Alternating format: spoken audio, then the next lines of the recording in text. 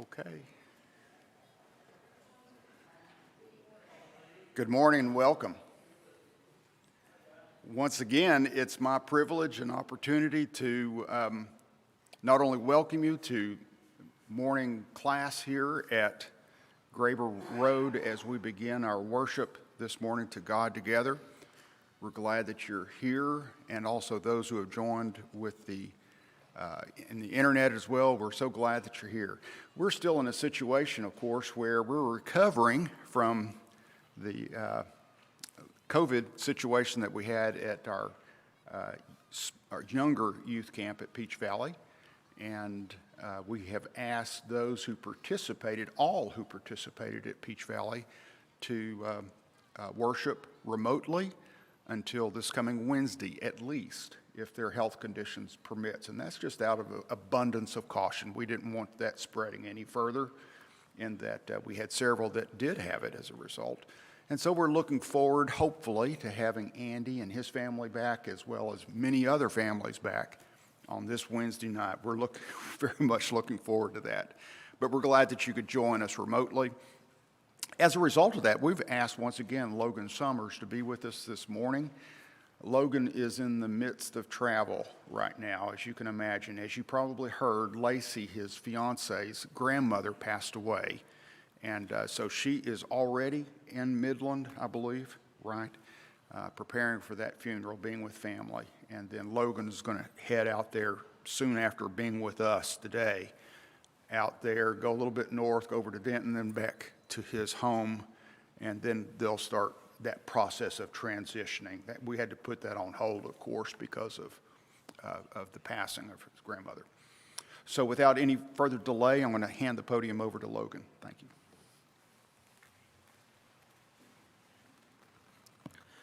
We will try the wireless this morning, see if I can step a little bit further away from the mic, because I guess I tend to move a lot from what I understand. I never pay attention to that. Very quickly want to say thank you for the prayers, especially for Lacey and her family. And I know that she also wanted me to tell you thank you, and she wishes she could be here today. And, you know, as I said last week, Lord willing, next time she'll be here as well. I'll say that again, Lord willing, next time she'll be here as well. This time of transition, really do appreciate your patience. Beginning tomorrow, really, I guess beginning yesterday, I'm making a big circle. Came here last night. Tomorrow morning, I head to Midland. Tonight after services, head to back to the Austin area, and then to Midland, and then to Wellington, and then to Denton, and then to Austin, and then here. Looking for a place to live, but covet your prayers and all of that travel as well. And I cannot just keep telling you how excited I am to be here, and how excited I am to be able to get here and going on a normal, regular basis. That transition, like I said, you're very gracious. If we can, let's begin with a word of prayer. Our God in heaven, we are so thankful to you for being our God, for giving us a day set aside at the beginning of every week to worship and honor you, to gather as your saints. God, we ask that you would be with us this morning as we study your word together. Be with every class, that they would be focused and centered on you and your word. God, we ask that you would help us to handle it properly, all to your glory. It's in your Son's name we pray. Amen. We are going to continue, because I'm here again, our excursus, our speed run, our sprint, our snapshots, however you want to title it, of 1st and 2nd Kings. Because we did not get to finish that last week, and with Andy still being out, I believe that you're going to be looking at Acts, I'm assuming next week. If everything goes well, you're going to start that transition from the book of Luke to the book of Acts, that two-part series. Now, what we're going to do, especially this morning, again, looking at 1st and 2nd Kings and giving this overview fashion and a few things to look for to get you excited to study Kings, because there are a ton of gems, a ton of jewels in Kings to just keep you interested in the book overall. And just kind of by way of reminder, very quickly, last week when we started talking about Kings, there are a few historical events to keep in mind. Beginning especially, and you can go before David and his reign and the promise that somebody would come from him that would set up a kingdom. You've got promises and passages all through the book of Psalms, but you also have an incredibly important passage in like Psalm 110, Psalm 2, Psalm 16, Psalm 22, all over the Psalms. But when you look at 2 Samuel chapter 7, and you have this promise, David wants to build a house for God, and God says, I'm going to build you a house. And he's talking about his family. And that promise continues. And really, you can go back before that into the days when Moses was writing and giving the law. How there would be a time where a king would come. God was fine with that, but it needed to be somebody of God's choosing and not the Israelites choosing, because, of course, when they chose, who did they choose? Saul. Saul was a guy who he looked like a king. He was as tall as a king, stood head and shoulders above everybody else. And you know what's really funny is when God says, hey, here's who your king is going to be, this tall, big guy, Saul, is hiding in the luggage. There's your king. He's a coward hiding over here in the luggage. This is the one that you want to be king over you in 1 Samuel. And ultimately, Saul would be rejected, and David would become the rightful king. And 1st and 2nd Kings is the continuation. It's the continuation of that line of kings. So keeping that in mind, that the promise to David, that there will be a king. And so you look at 1st and 2nd Kings. Is it going to be Solomon? Solomon has a pretty good reign up until all of those women that he marries that turn his heart away from following God fully. Well, is it going to be Rehoboam? Rehoboam was, in a lot of ways, worse than his father. In fact, Rehoboam says, my father, he scolded you with whips. I'm going to with scorpions, whips that would have had bits of metal and bone and stuff in them. I'm going to be a lot harder than he ever was. And you start asking that question, is it going to be this king in David's line? Is it going to be this king in David's line? And when the kingdom splits with Rehoboam and Jeroboam, you know it's not going to be the northern kings, because that's not David's line. But now you have two sister kingdoms building up with this paganism in both once you get to chapter 11 through 14, right, of 1 Kings. And then we'd mentioned kind of near the end that you have 1 Kings 16 all the way through 2 Kings 12, this major section with Omri and his kids, especially probably the most famous, Ahab and Jezebel, being Ahab's wife.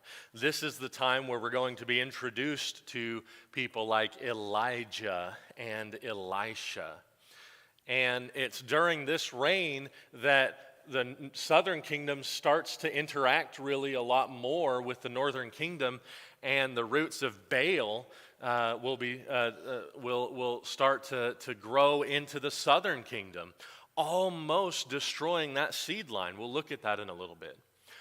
But last week, I ended with a question in 1 Kings, encouraging you to look more into this.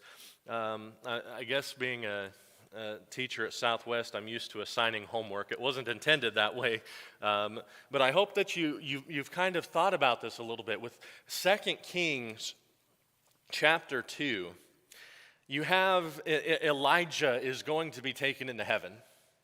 And in 2 Kings chapter 2, in verse 9, when they had just crossed over the Jordan River, verse 6, verse 4, Elijah said to him, Elijah, please stay here, for the Lord has sent me to Jericho. But he said, as the Lord lives, and as you yourself live, I will not leave you. So they came to Jericho. The sons of the prophets who were at Jericho drew near to Elisha and said to him, do you know today the Lord will take away your master from over you? And he answered, yes, I know it. Keep quiet. Then Elijah said to him, please stay here, for the Lord has sent me to the Jordan. But he said, as the Lord lives, and as you yourself live, I will not leave you. So the two of them went on. 50 men of the sons of the prophets also went and stood at some distance from them, as they both were standing by the Jordan. And then Elijah took his cloak and rolled it up and struck the water, and the water was parted to the one side and to the other, till the two of them could go over on dry ground. When they had crossed, Elijah said to Elisha, ask what I shall do for you before I am taken from you. And Elisha said, please let there be a double portion of your spirit on me. And he said, you have asked a hard thing.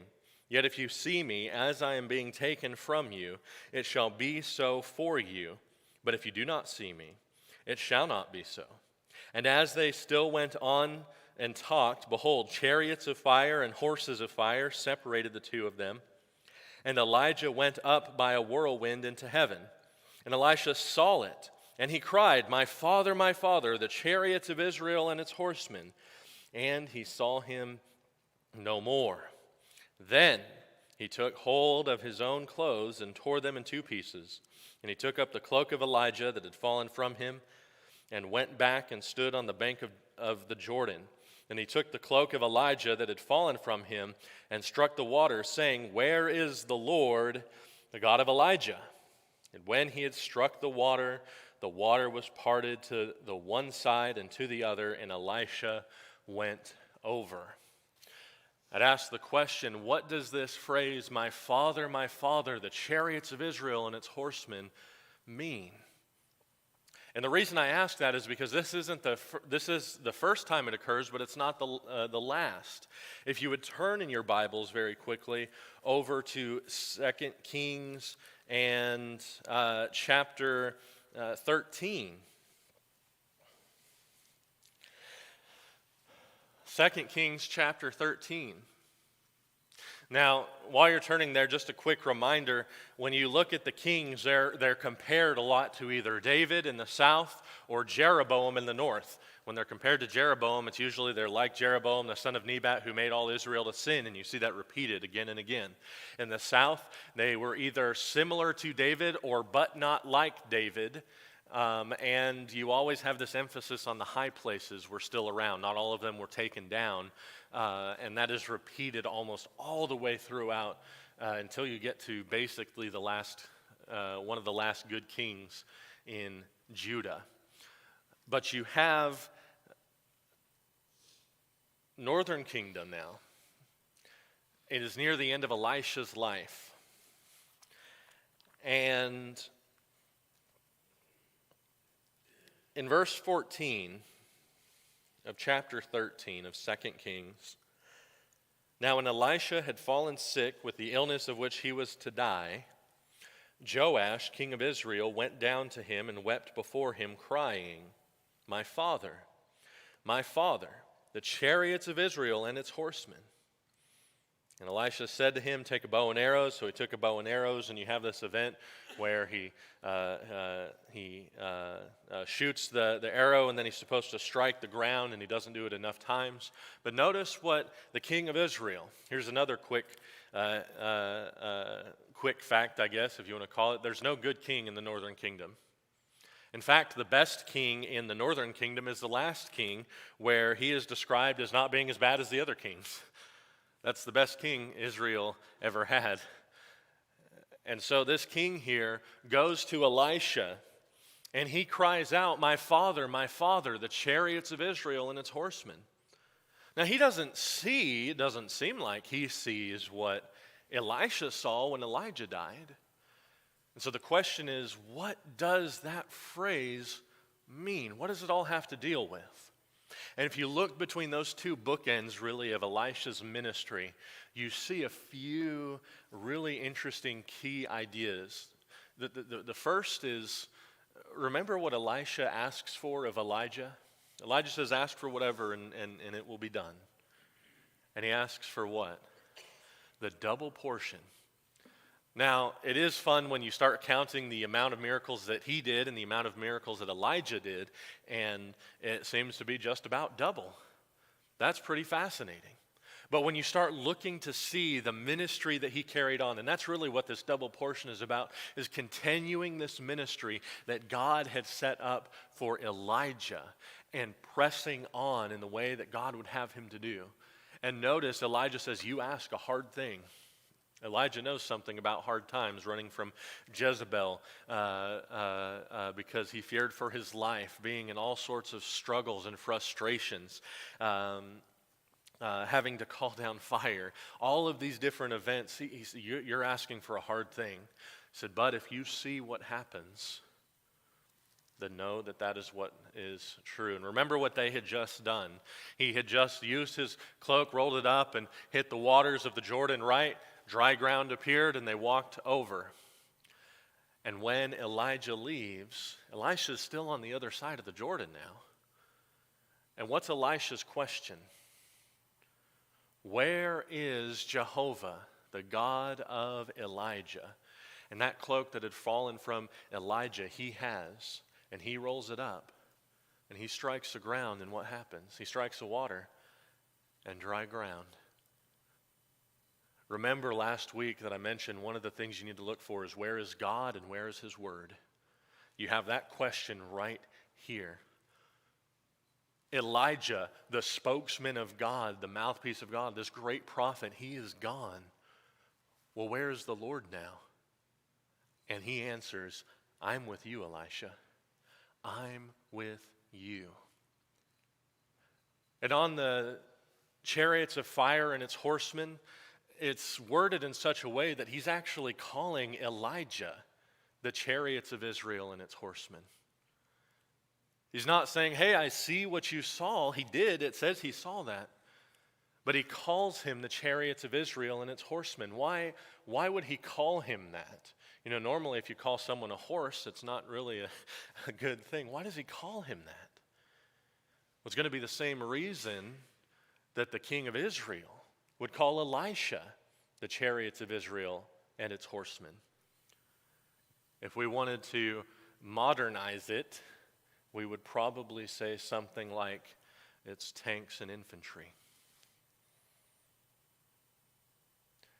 They are, in fact, don't we have a psalm or two that says something like, some trust in chariots, some trust in horses, but we trust in the name of the Lord our God. Elisha understood, and the king of Israel even understood, that the strength and the might of Israel is not based in the amount of horses, it's not based in the amount of chariots, it's not based in the amount of soldiers, it is based in God and him alone. Because if God is with you, no one can stand against you. But if God is against you, it doesn't matter who you have in your corner. And this is borne out especially during Elisha's ministry. Look, for example, at 2 Kings chapter 6.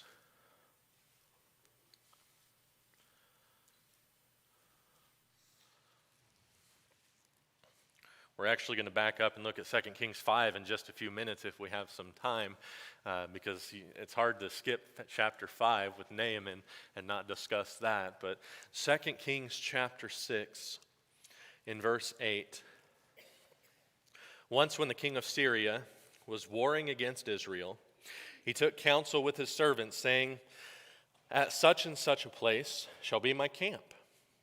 But the man of God sent word to the king of Israel, beware that you do not pass this place, for the Syrians are going down there. And the king of Israel sent to the place about which the man of God told him.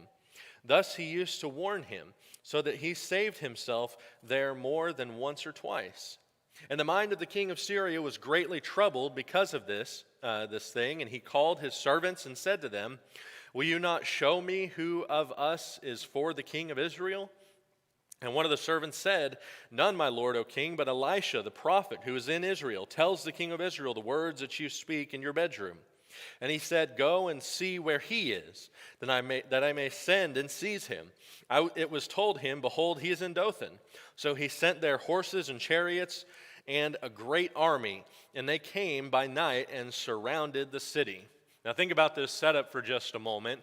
Elisha is able to tell the king of Israel, "Don't be here, because the king of the Syrians is going to come down and try to kill you." And so he's able to flee each and every time.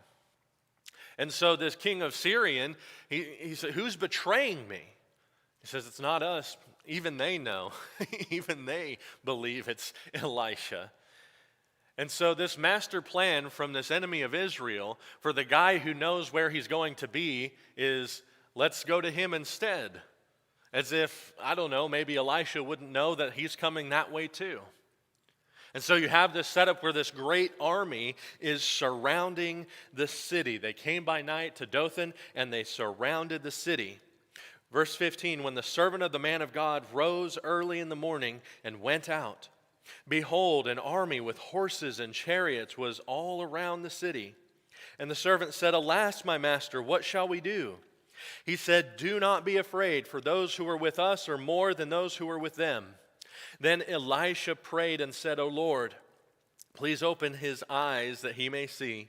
So the Lord opened the eyes of the young man, and he saw, and behold, the mountain was full of horses and chariots of fire all around Elisha. And when the Syrians came down against him, Elisha prayed to the Lord and said, "Please strike this people with blindness." So he struck them with blindness in accordance with the prayer of Elisha. And Elisha said to them, "This is not the way, and this is not the city. Follow me, and I will bring you to the man whom you seek." And he led him to Samaria. And you have this account where Elisha, he says, "Do not be afraid," to his servant, "for those who are with us are more than those who are with them." And he prays, and this servant gets to see something that not a whole lot of people get to see. Elisha knew they were there. But he prays and that this servant's eyes would be opened. Again, think of the contrast where he then prays that the enemy's eyes would be closed fully to where they can't see anything. But he prays that the servant's eyes would be opened. And what the servant sees, that on the mountain there were horses and chariots, and they were surrounding that army, and they were surrounding Elisha and Elijah, the armies of God, in vigilant watch over them. He says, "Don't be afraid. Those who are with us are more than those who are with them." Where is God? Where is his word? And then the next chapter. In fact, at the end of chapter 6, Ben-Hadad, he brought up his entire army to besiege Samaria. And there was a terrible famine in the northern kingdom, especially in this city, Samaria. And so horrible it was. Notice the atrocity. The king of Israel, verse 26 of chapter 6, was passing on the wall. A woman cried out to him, saying, "Help, my lord, O king." And he said, "If the Lord will not help you, how shall I help you? From the threshing floor or from the winepress?" And the king asked, "What's your trouble?" She answered, "This woman said to me, give your son that we may eat him today, and we will eat my son tomorrow." So we boiled my son and ate him, and the next day I said to her, give your son that we may eat him. But she has hidden her son. When the king heard the words of the woman, he tore his clothes. Now he was passing by the wall, He had sackcloth beneath on his body, and he said, "May God do so to me, and more also, if the head of Elisha, the son of Shaphat, remains on his shoulders today." Wrong source of blame. But notice how horrible this famine is, that a woman is not concerned about her own son. She's more concerned about food. This is an atrocity that's taking place here. It's horrible. Famine. When you are surrounded by armies and food can't get in, and eventually water can dry up, and there is nothing, it's horrible. And there's 4 lepers that are outside the city, and they recognize, if we go into the city, the famine's there. We can't stay here, the famine's here as well. We'll die if we're in or out of the city. If we go to the camp of the Syrians, well, maybe, just maybe, they will spare us, or they'll kill us. 1 in 4 chance kind of odds, I guess, they're giving. And notice this in chapter 7 and verse 4. If we say, "Let us enter the city," the famine is in the city. If we shall die there. If we sit here, we die also. So now come, let us go over to the camp of the Syrians. If they spare our lives, we shall live, and if they kill us, we shall but die. So they arose at twilight to go to the camp of the Syrians. But when they came to the edge of the camp of the Syrians, behold, there was no one there. For the Lord had made the army of the Syrians hear the sound of chariots and horses, the sound of a great army. So that they said to one another, "Behold, the king of Israel has hired against us the kings of the Hittites and the kings of Egypt to come against us." So they fled away in the twilight and abandoned their tents, their horses, and their donkeys, leaving the camp as it was, and fled for their lives. What does God do? He causes this army, this great army, to hear the sound of an even greater army. Now, it could very well be that it was something that did not exist that they heard.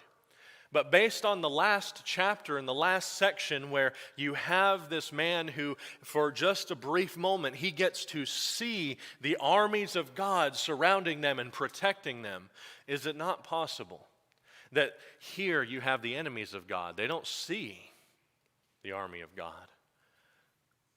But how frightening would it be to hear? How frightening would it be to hear? Those who are with us are more than those who are with them. Where is God? Where is Elisha? Where is God's word? He's with his prophets. He's with his people. That's where his word is. It ought to be. And you see this theme all throughout 1st and 2nd Kings. Let's back up to chapter 5 of 2nd Kings. Again, just some snapshots. Chapter 5, perhaps the most well-known chapter in 2nd Kings, being that of Naaman and the water that we usually will just, in a great example, tie to baptism. But notice this setup here with Naaman in chapter 5. Naaman, commander of the army of the king of Syria, was a great man with his master and in high favor, because by him the Lord had given victory to Syria. He was a mighty man of valor, but he was a leper.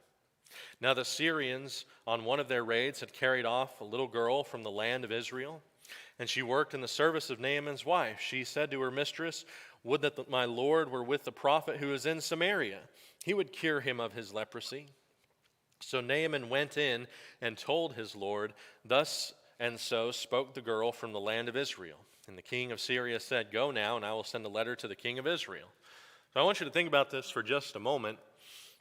You have an introduction to Naaman, who is an enemy of Israel. He's fighting against Israel. But notice he is not described as just, he's just this enemy of Israel and he is turned and he wants to become a Jew or anything like that. No, it describes him as one whom God has given victory to over Israel. This is an enemy of Israel, and it is God who is identified as the one who's giving him victory. The Lord has given victory to Samaria through this man, Naaman. Notice he is called a mighty man of valor. That sounds very familiar if you know the Judges, right? A mighty man of valor. Gideon, this mighty man of valor he is called. You have Naaman described in these amazing terms, but he's a leper. And it's something that is obviously enough to some sort of skin disease. It's obviously enough to not only make him unclean, but also cause a whole lot of issues with his job and his duty and his family and everything. And one of these little girls that was stolen from her family in one of his raids, notice her response. Good riddance. Hopefully it'll get him and it doesn't come to me. Well, he deserves this. Look at what he did to me and my family. But her response is, if only he were with the prophet in Samaria, he would be able to heal him. And such an event was this that Naaman decided to talk to his king. And Naaman Naaman is sent to the king of Israel to get this fixed, to get this done. A weird place to send him if it's not, the king of Israel that has this solution. But if you think about it, the religious folks in societies back then, they were basically the king's yes men. A little bit reversed in Judah and Israel, isn't it? How many times do you see, when you're introduced to Elijah the Tishbite from Tishbe, he went into Ahab, no rain in 3 years, and then he just leaves. How did he get into that court or wherever it was that he comes up to meet him? How often do you see prophets just being able to get in and talk and leave? And there was definitely, number one, there was some respect. But again, it seems to go back to God and His protection and His power and His will that's going to be done. That's not the same in these foreign lands where these are just yes men who, told those kings what the kings wanted to hear. And so he sends him to the king of Israel, and the king of Israel thinks it's a ruse to start up a war. Verse 7, when the king of Israel read the letter, he tore his clothes and said, "Am I God to kill and make alive, that this man sends word to me to cure a man of his leprosy? Only consider and see now, he is seeking to quarrel with me." But when Elisha, the man of God, heard that the king of Israel had torn his clothes, he sent to the king, saying, "Why have you torn your clothes? Let him come now to me, that he may know that there is a prophet in Israel." Notice what the emphasis is, that he may know that there is a prophet in Israel. The emphasis is that he'll know that he's a prophet. But then how does the interaction take place? Naaman heads to him, and how does it go? Verse 9, Naaman came with his horses and chariots and there's horses and chariots again, stood at the door of Elisha's house. And Elisha sent a messenger to him, saying, "Go and wash in the Jordan 7 times, and your flesh shall be restored, and you shall be clean." But Naaman was angry and went away, saying, "Behold, I thought he would surely come out to me and stand and call on the name of the Lord his God and wave his hand over the place and cure the leper. Are not Abana and Parphar, the rivers of Damascus, better than all the waters of Israel? Could I not wash in them and be clean?" So he turned and went away in a rage. But his servants came near and said to him, "My father, it is a great word that the prophet has spoken to you. Will you not do it? Has he actually said to you, 'Wash and be clean'?" So he went down and dipped himself 7 times in the Jordan, according to the word of the man of God, and his flesh was restored like the flesh of a little child, and he was clean. The emphasis from Elisha is that so this man will know that there is a prophet in Israel. And so Naaman heads to Elisha, expecting to meet him, for him to come out and do this big, grandiose play, this magic trick, this amazing scene.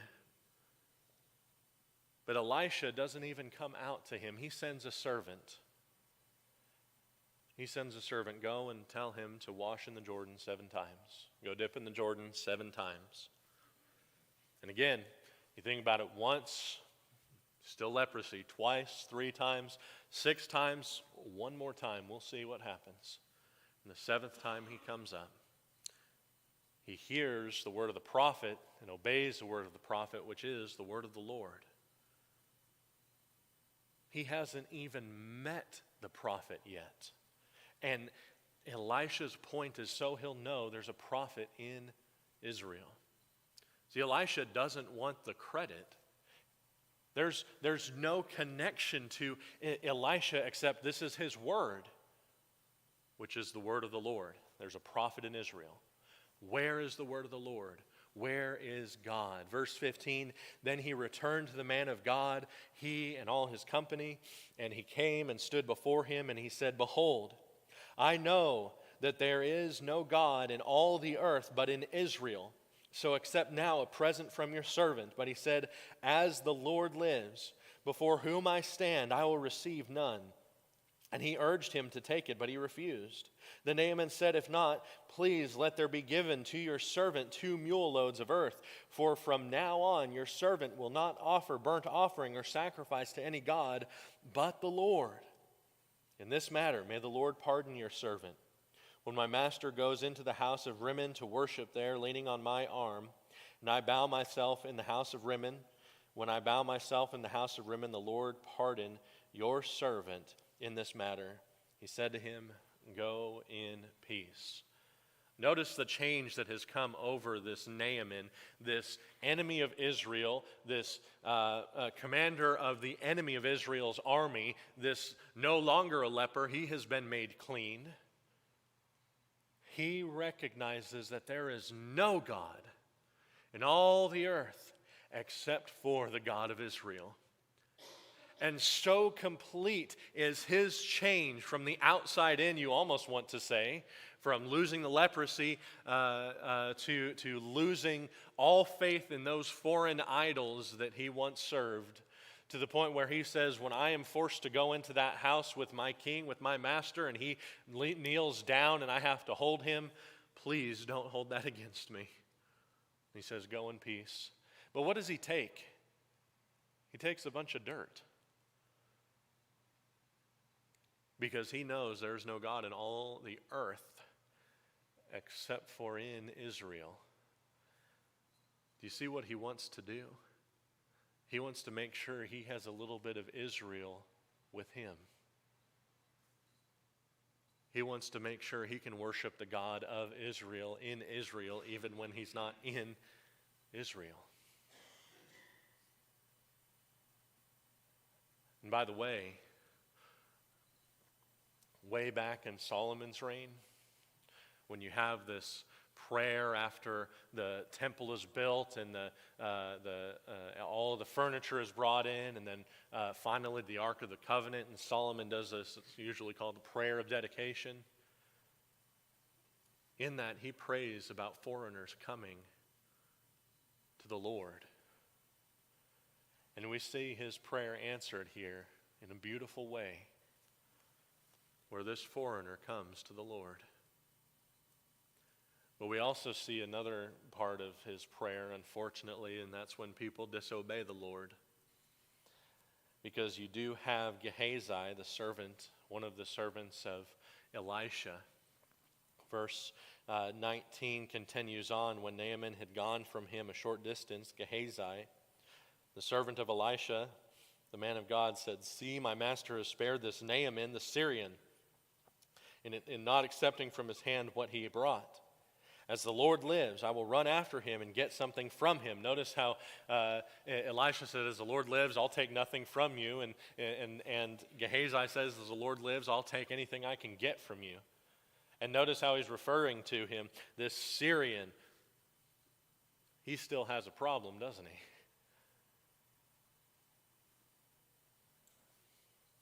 Gehazi ends up with the leprosy that Naaman lost. because of that hardness and that hatred and because of that thievery, he ends up with that. And you have, in that same prayer of Solomon's, what's going to happen to people when they turn away from the Lord, when they don't obey his laws, when they refuse to do what he says. In fact, in 2 Kings, in chapter 17,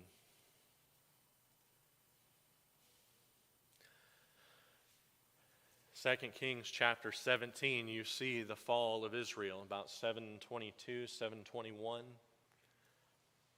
BC.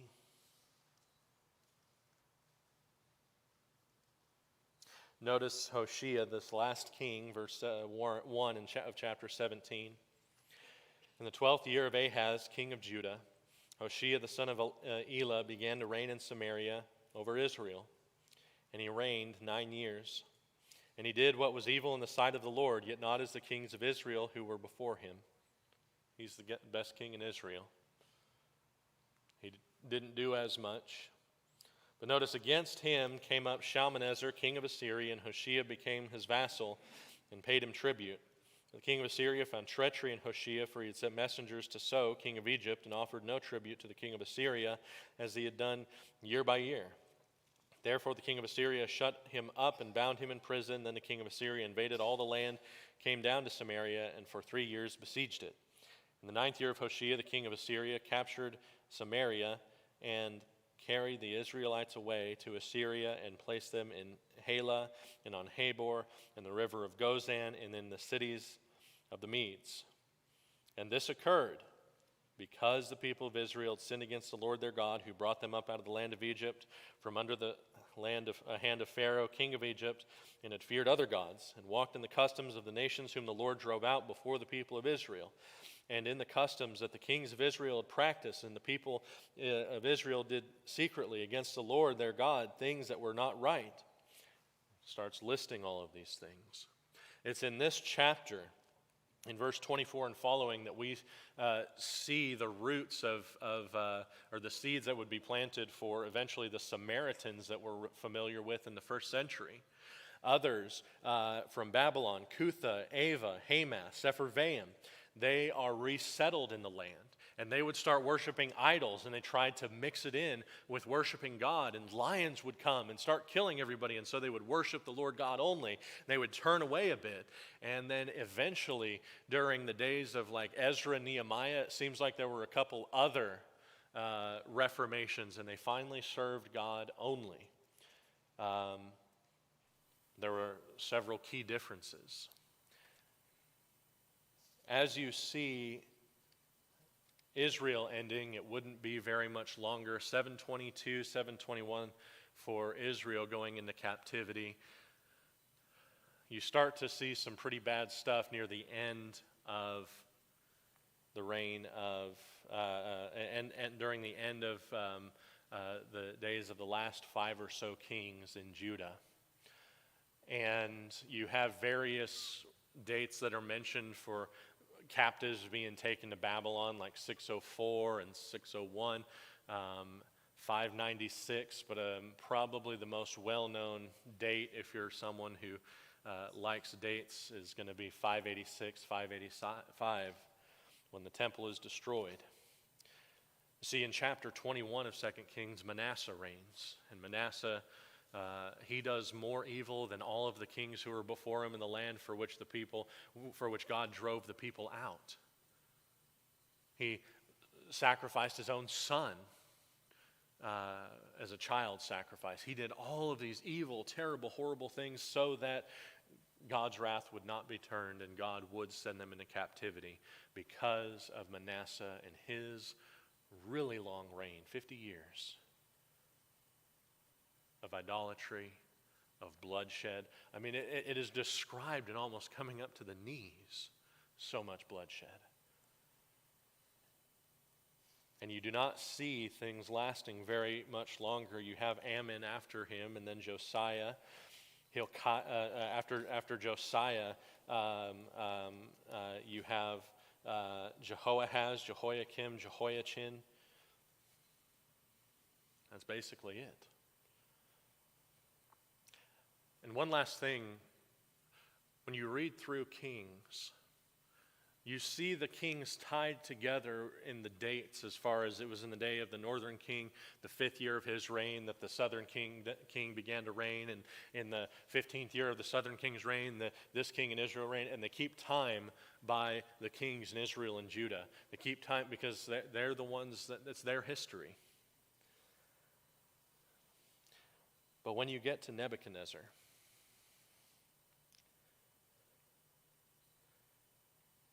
chapter 25 and verse 1, in the 9th year of his reign, in the 10th month, on the 10th day of the month, Nebuchadnezzar, king of Babylon, came with his army against Jerusalem and laid siege to it. No longer is time counted by the ruling.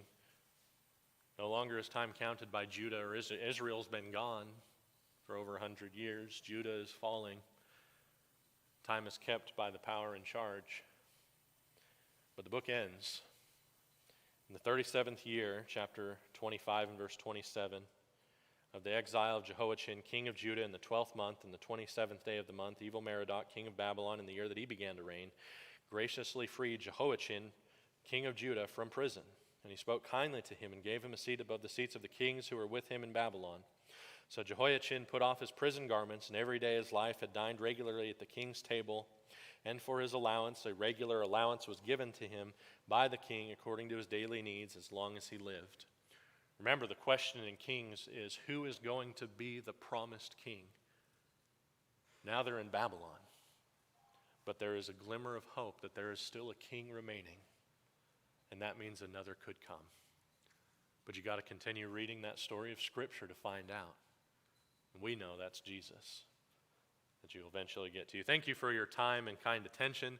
I know it was a very big sprint. We are dismissed until the next hour.